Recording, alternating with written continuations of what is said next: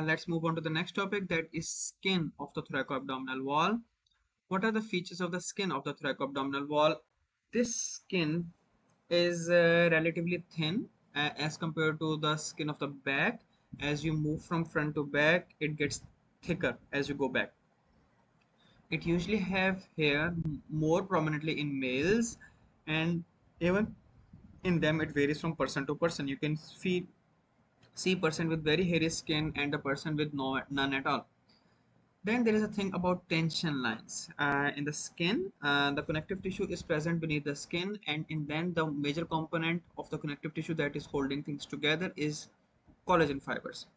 The collagen fibers are usually arranged in a particular direction, and that is usually in a horizontal direction. As when we talk about the chest, in the breast, they follow the contour of the breast. And why and talking about this lines of tension is important, because when doing surgery, if you put a cut, if you put an incision parallel to the collagen fibers, parallel to the tension lines, you will be cutting minimum of the collagen fibers, and you can split the fibers to get an excess inside.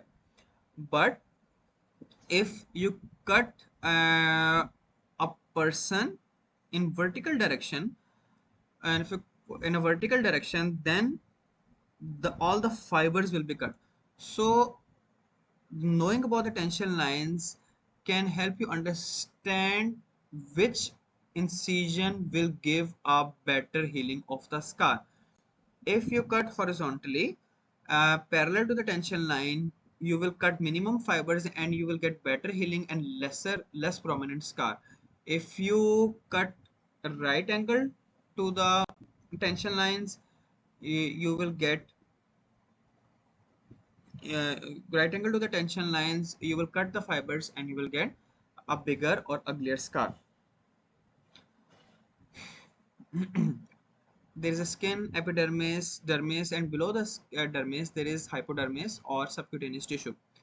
Especially in the thorax region and most prominently in the abdomen region, and also in the thorax region, the subcutaneous tissue is further divided into two parts. The part that is superficial, that is fatty, and that is called fascia of Kemper. That is fatty and that is superficial, nearer to the skin.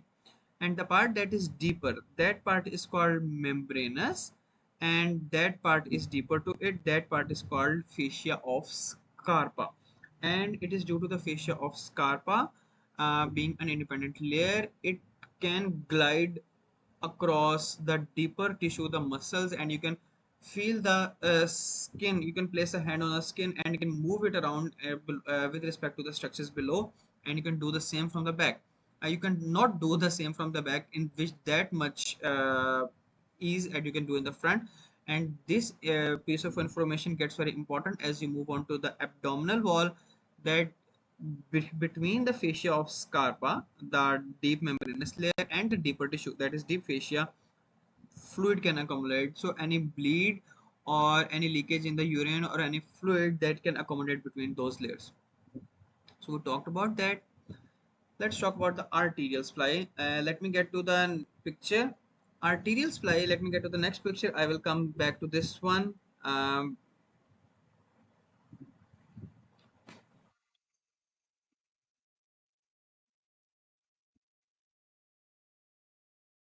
Okay.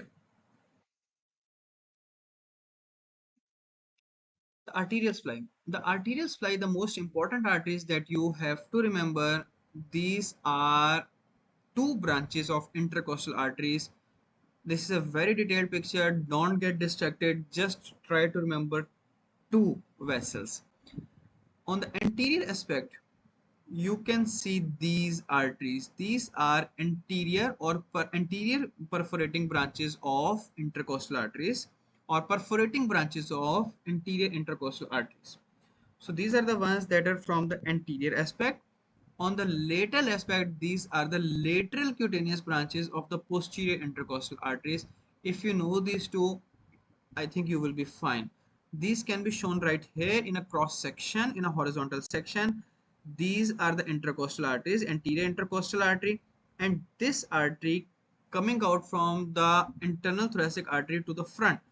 This is the anterior perforating branch that is supplying the area in the front, and on the lateral aspect, this branch, this is the posterior intercostal artery, the one going right here, and the one going right here. This is the posterior intercostal artery, and the branch that is exiting right here.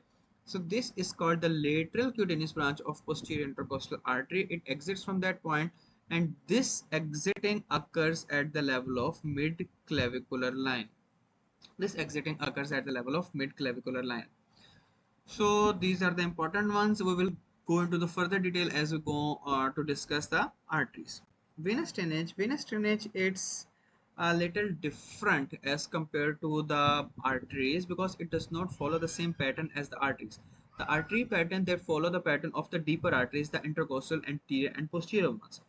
The veins, they don't follow the pattern.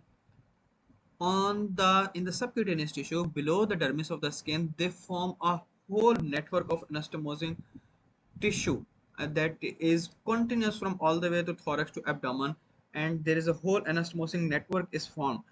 This anastomosing network, that simple answer is that drains all the way. It can drain into superiorly the superficial veins of the neck and the upper limb and the lower limb. But the two most important veins that come into the discussion are these. From the thoracic region, from the upper region, they drain here. This vein is called lateral thoracic vein. This vein is called lateral thoracic vein that goes into the axillary vein. From the two veins that you have to remember, from the upper part in the thorax region, upper part, it goes into the axillary vein through lateral thoracic vein. From the lower part, the most important vein that you will have to remember is called superficial epigastric vein that goes into the saphenous vein that goes into the femoral vein. And let me show you in a different picture that will be a little more clearer. That is there. Here you can see lateral thoracic vein going into the lateral, I'm using the abbreviation lateral thoracic vein, going into the axillary vein that will continue as subclavian vein, that will go into the brachiocephalic vein, and from there you will go into the superior vena cava. From below, the most important one will be superficial epigastric vein, written right here. It will drain into the great saphenous, or also known as great saphenous or long saphenous vein, that will go into the femoral vein. Femoral vein will go into the external iliac vein. External iliac vein will drain into common iliac vein. Common iliac vein will go into the inferior vena cava, and from that it will go ultimately to the heart. So these are the two important ones. So because these are the important ones, the most of the blood vessel is going to these two vessels. The blood flow in both of these vessels are usually joined together by anastomosing network. The junction between them, it's usually made more prominent. So this vein made by the connection between the lateral thoracic vein and superficial epigastric vein, this is known as thoraco-epigastric vein. This is known as thoraco-epigastric vein. Now, why did I put so much emphasis on this vein? Because this is the vein that provides an alternate pathway between superior and inferior vena cava. So let's say a person, God forbid, has some pathology that obstructs the blood from going into the heart through inferior vena cava. So there is a liver cancer. Uh, let's say there is a liver pathology that obstructs inferior vena cava blood from entering into the heart. So what will be the blood do? The blood will then follow a reverse pattern. It cannot get into the heart. It has to get there somehow. So it will go in the opposite direction through internal iliac, through external iliac, through femoral, through superficial epigastric, saphenous and superficial epigastric. Now, thoracoepigastric vein it will follow the connection all the way, then it will go into the lateral thoracic axillary vein, and then following the subclavian vein, brachiocephalic vein, all the way to the superior vena cava. So it provides an alternate pathway in case inferior vena cava is blocked. Similarly, in case the superior vena cava is blocked. So that's that. Moving on. So in a person that has a superior vena cava block or an inferior vena cava block, you will find these veins very prominent. Thoracoepigastric veins very prominent, and that's why you must know them clinically, why they are so important. So that's what we talked about. Above the umbilicus, it is usually going into the umbilicus is the demarcating line. Above the umbilicus, the thoracic ones are going into the lateral thoracic. Below the umbilicus through great saphenous vein, and then we discuss the thoracoepigastric vein, providing the communication between the vena cava circuits.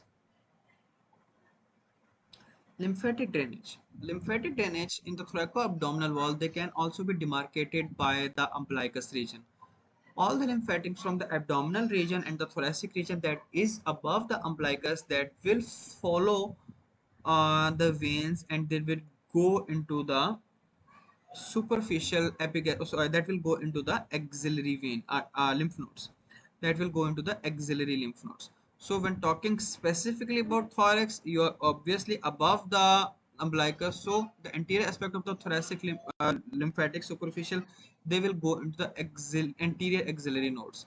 Similarly, the lymphatics from the posterior aspect, from the back, from the above the umbilicus or above the iliac crest, they will go into the axillary nodes. Now on the posterior aspect, mostly from the posterior axillary nodes. It is strictly speaking, it is a topic of abdomen, but you must know that the below the umbilicus, they are going into the lymph nodes that are on the medial aspect of your upper thigh, that are superficial inguinal nodes. From the anterior aspect, they are entering into the medial group. From the lateral aspect, they are going into the lateral aspect of the superficial group of inguinal nodes. So this is the lymphatic drainage, and the same lymphatic drainage is followed by the breast, as the lymphatics from the breast is drained into the anterior axillary nodes. Knowing the lymphatics is very important, that you can judge the spread of the disease, or by palpating the nodes, if you found that, you can judge um, if you find a node, then you can check if that affected area has some pathology in it that you can cater for. Cutaneous innervation. Cutaneous innervation, I will go into the a little more detail as I move further into the intercostal nerve, but still we can see them. The cutaneous innervation, the important landmark that you must know, the rib number 2 and angle of Louis. T2. Do you remember the root values of brachial plexus? The brachial plexus were from C5 all the way to T1. So as you can see C3 here, you can see C4 here, and then you directly see dermatome T2 here. Where did all of the others go? So all of the other dermatomes, they went to the brachial plexus to supply the areas of the upper limb.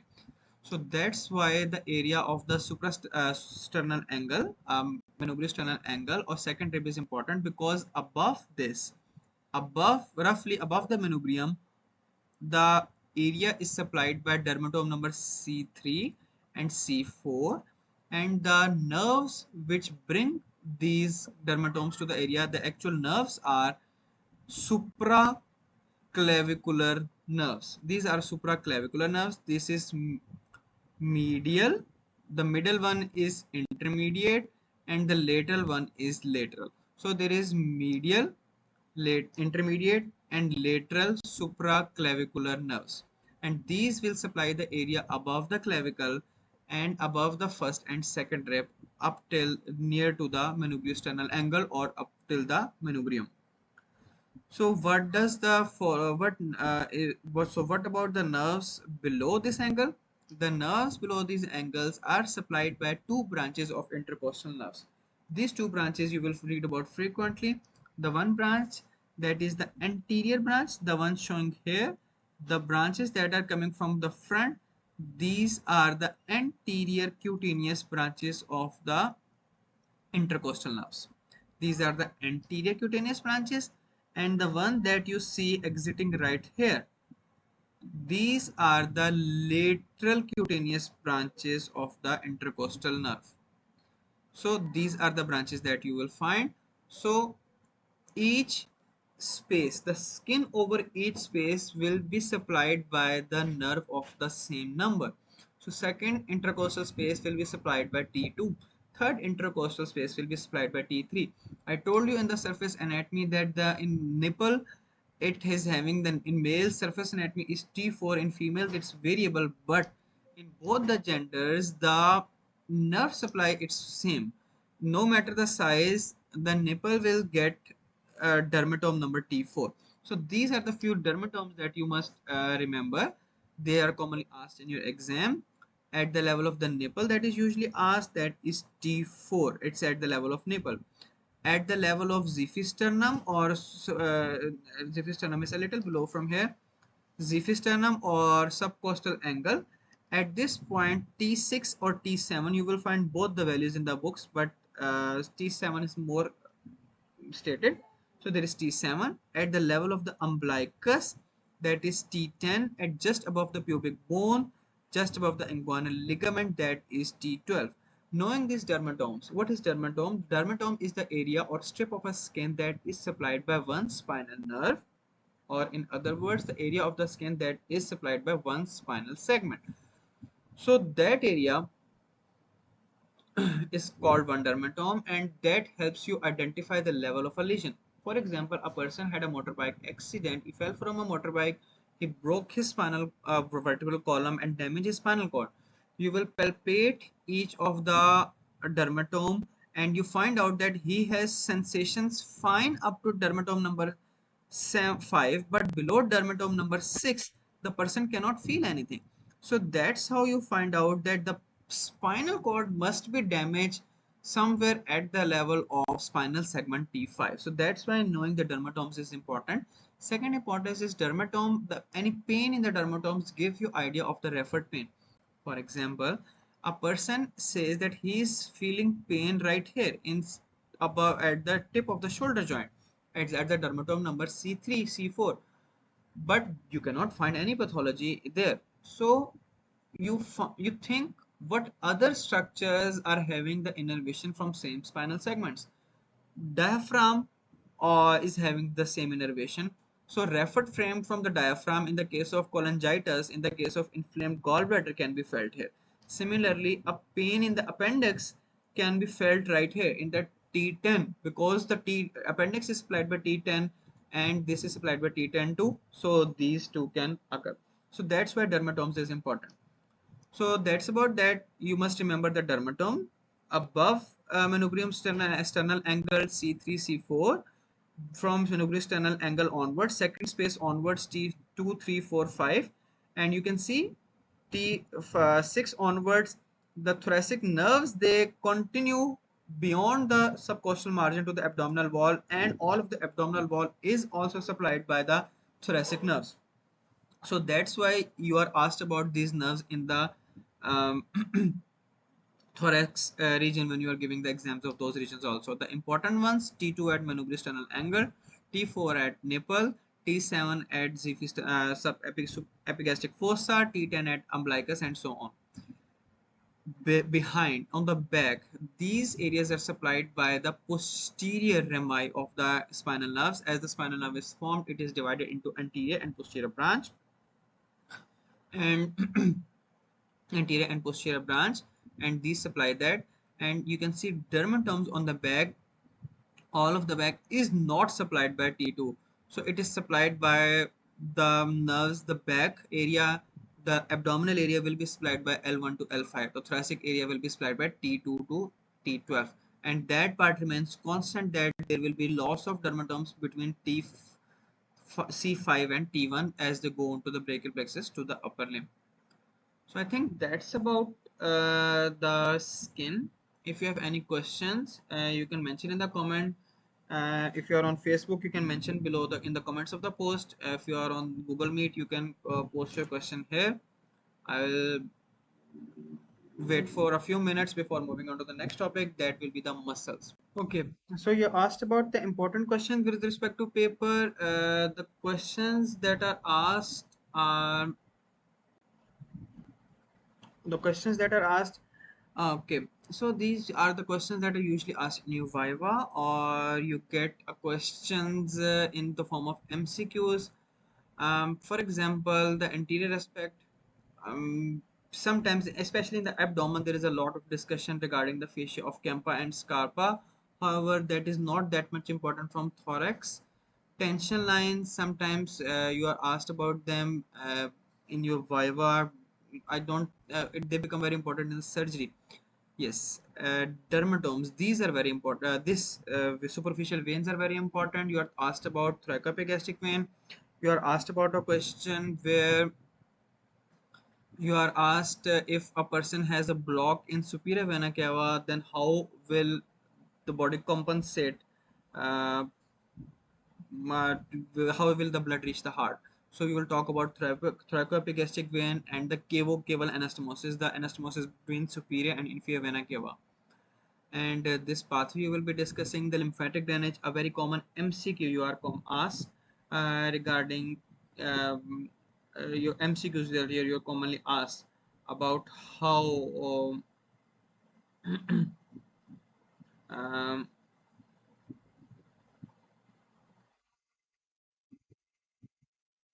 okay, the question that you are asked, that anteriorly anterior axillary group of nodes or pectoral group posteriorly scapular nodes. So that's a common MCQ. And the lymphatic, the nerves that are usually asked the questions about dermatomes, especially which at the level of nipple, which are at the level of umbilicus, and so on. This question is usually asked there. Okay, I think that's about that. Let us move on to the next topic, that is the muscles.